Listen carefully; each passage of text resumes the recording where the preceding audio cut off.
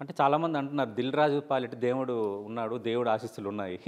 Game changer result కొంత తేడా వచ్చినా వెంటనే సంక్రాంతికి వస్తున్న రూపంలో కొంత ఒక అసిస్టెన్స్ లభించిందని. నిజంగా అది ఫీల్ అయ్యారా ఆ టైంలో?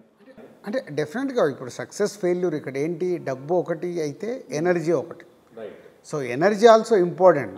మేము ముందుకెళ్ళి పని చేయాలంటే మాకు ఎనర్జీ బాగా అవసరం డబ్బుతో పాటు. సో ఫైనాన్షియల్గాతో పాటు ఆ ఎనర్జీని ఇచ్చింది. సంక్రాంతికి వస్తున్నాం, ఇప్పుడు తమ్ముడు అయిపోయిన తర్వాత నెక్స్ట్ మేము చేయబోయేటి ఈజ్ కొత్త న్యూ ఫిలిమ్స్. 25లో నెక్స్ట్ 3-4 ప్రాజెక్ట్స్ స్టార్ట్ అయినా అవన్నీ 26 రిలీజ్ అవుతాయి. అంటే ఇప్పుడు స్టార్ట్ అయ్యే సినిమాల పైన అన్ని రకాలుగా జాగ్రత్తలు తీసుకోవడానికి ఈ సక్సెస్ ఫెయిల్యూర్స్ ఎప్పుడు హెల్ప్ చేస్తుంటాయి. అంటే గేమ్ చేంజర్ నుంచి ఏమైనా లెసన్స్ నేర్చుకున్నారా? అంటే మీరు మీడియం సినిమాలతోనే సూపర్ హిట్లు కొట్టారు. అసలు 2017లో 6 సినిమాలు మీ బ్యానర్ మీద హిట్ కొట్టడం అనేది ఒక ఇండస్ట్రీ టాక్ అయిపోయింది ఆ టైంలో. తర్వాత మీరు రాను బడ్జెట్ పెంచుకుంటూ వస్తున్నారు, ఎందుకంటే ఎదురవుతున్న మార్కెట్ అలాగే ఓటీటీస్ ఇవన్నీ ఉన్నాయని. ఇప్పుడు ఏమైనా కొంచెం ఆ గేమ్ చేంజర్ రిజల్ట్ తర్వాత కొంత బెస్ట్ సినిమాలు తీయాలి, లో బడ్జెట్లో తీయాలి, అలాంటి ఆలోచనలు చేస్తారు? అంటే బడ్జెట్ అనేది కాకుండా ఇప్పుడు మాకు 2024లో ఫ్యామిలీ స్టార్ వచ్చింది. సో అది ఒక director film and hero Vijay Deverakonda ఉన్నాడు. అది ఆ కథలో ఉన్న లోపాలు మాకు ముందే తెలిసిన, డైరెక్టర్తో మా కాన్వర్సేషన్ జరిగిన, దాన్ని 100% రీచ్ చేయలేకపోయాం. So it's a director call.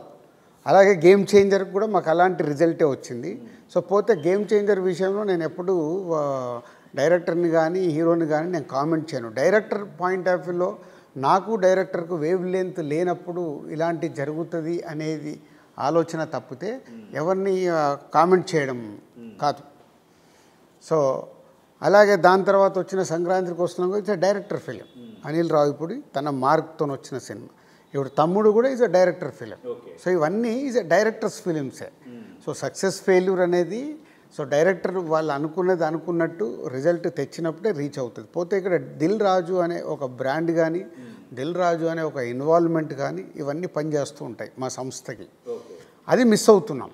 So next అది మిస్ అవ్వకుండా జాగ్రత్త పడాలనే ఇంటెన్షన్తోనే ఉన్నాం. అంటే దిల్ రాజు గారు మీరు ఇందాక అన్నారు, అంటే గేమ్ చేంజర్కి సంబంధించి కానీ డైరెక్టర్ హీరోకి సంబంధించి నేనే మాట్లాడలేదని. అయితే నిన్న ఒక యూట్యూబ్కి ఇచ్చిన ఇంటర్వ్యూలో మీ బ్రదర్ శిరీష్ కొన్ని కామెంట్స్ చేశారు. అంటే సినిమా రిజల్ట్ ఎలా ఉన్నా డైరెక్టర్ శంకర్ కానీ హీరో రామ్ చరణ్ కానీ కనీసం ఫోన్ చేయలేదు అని ఆ కామెంట్ ఏమంటారు? సో ఈ విచిత్రంగా ఎలా ఉందంటే లాస్ట్ 10 days నుంచి ప్రతి ఒక్క ఇంటర్వ్యూలో గేమ్ చేంజర్ లేకుండా ఇంటర్వ్యూ జరగట్లేదు.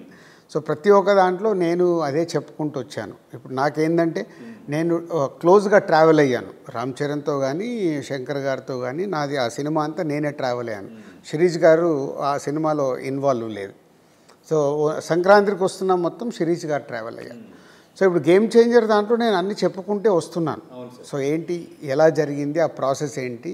సో డైరెక్టర్తో మాకు వేవ్ లెంత్ లేనప్పుడు మాట్లాడుకోవటానికి చేయటానికి జరగదని. కానీ ఎక్కడ కూడా నేను రామ్ చరణ్ గారి గురించి, హీరో గురించి, హీరో RRR అనే సినిమా అయిపోయిన తర్వాత శంకర్ గారి కాంబినేషన్లో మాకు డేట్లు ఇవ్వడం, ఆ డేట్లతో మేము ఇద్దరం అనుకుంటూ ప్రాసెస్ చేసింది. అది ప్రాసెస్లో ఇండియన్ 2 వచ్చింది. ఇండియన్ 2 రావడం వల్ల శంకర్ గారు ఇండియన్ 2కి మళ్ళీ రీఓపెన్ చేసినప్పుడు రామ్ చరణ్ గారితో నాకు జరిగిన దాంట్లో కూడా చెప్పాను, చరణ్ వేరే స్క్రిప్ట్ ఉంటే కూడా ఏదైనా నువ్వు స్టార్ట్ చేయండి. కానీ ఆయన స్టార్ట్ చేయకుండా ఈ సినిమా కోసమే టైం ఇచ్చాడు. కాబట్టి నాకు ఒక కన్సర్న్ ఉంటుంది, అరే నా హీరో కూడా నేను కూర్చోబెడుతున్నాను, శంకర్ గారు వెళ్ళి ఇండియన్ 2 చేసుకుంటున్నాడు. సో నేను సరే గేమ్ చేంజర్తో పాటు ఏదో వర్క్ చేస్తున్నాను. Is Ram Charan only is doing 1 film. ఆ కన్సర్న్తో నేను ఎప్పుడు చరణ్తో సెకండ్ ఫిలిం కానీ ఏదైనా అవకాశం ఉంటే చెయ్యమని చెప్పాను. బట్ తను ఈ సినిమా పైన శంకర్ గారి పైన ఉన్న రెస్పెక్ట్తో ఏ సినిమా చేయకుండా ఈ సినిమా కోసమే డేట్స్ ఎన్ని రోజులైనా ఆలోచించుకుంటూ వచ్చాడు, చేశాడు.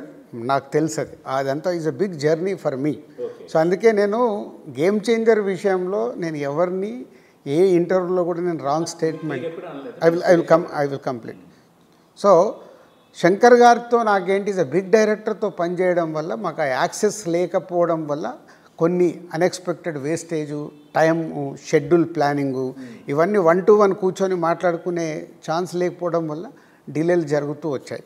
సో దాంతో ఆ సినిమా డిలే ఇండియన్ 2 రావడము డిలే ఇట్లా అన్నీ ఒకదానికొకటి ఇంటర్లింక్. సో అలాంటి టైంలో చరణ్ ఈజ్ ఓపికగా సినిమా కంప్లీట్ చేసే వాళ్ళకు ఈజ్ వెరీ గుడ్ కోఆపరేట్ చేశారు. అలాగే 2 సినిమాలు సంక్రాంతికి రిలీజ్ అప్పుడు కూడా చరణ్ కానీ చిరంజీవి గారు కానీ ఇట్లా సిచ్యువేషన్ ఉందంటే 2 సినిమాల్ని యాక్సెప్ట్ చేశారు. మామూలుగా అయితే ఏ హీరో వద్దొద్దు సెకండ్ సినిమా వద్దని ఆపుతారు. కానీ నేను ఎప్పుడు అందుకే ఎవ్రీ దాంట్లో నేను ఎప్పుడు థ్యాంక్స్ చిరంజీవి గారు, థ్యాంక్స్ రామ్ చరణ్కు చెప్తాను. ఎందుకంటే అలర్ట్ చేశారు. పోతే 2 సంక్రాంతికి రిలీజ్ అయ్యి సంక్రాంతికి వస్తున్నాము పెద్ద రిజల్ట్ వచ్చి గేమ్ చేంజర్ ఆడనప్పుడు ఆ హీరోకి కూడా చిన్న పెయిన్ ఉంటుంది. సో అది నాకు తెలుసు. సో ఐ కెన్ అనాలిసిస్, అరే నాకు సంక్రాంతికి వస్తున్నాము వచ్చింది, at least we are is a breathing space. ఇప్పుడు రామ్ చరణ్ గారికి పెద్ద వచ్చే వరకు, పెద్ద ఇంకొక హిట్ కొట్టే వరకు ఇందాక నేను ఎనర్జీ అన్నానే, ఆ ఎనర్జీ తెచ్చుకొని వాళ్ళు పని చేయాలి. సో ఇవన్నీ నాకు తెలుసు కాబట్టి ఎప్పుడు నేను నా దాంట్లో నిన్న కూడా నేను మా తమ్ముడు దాంట్లో అనౌన్స్ చేయడం జరిగింది.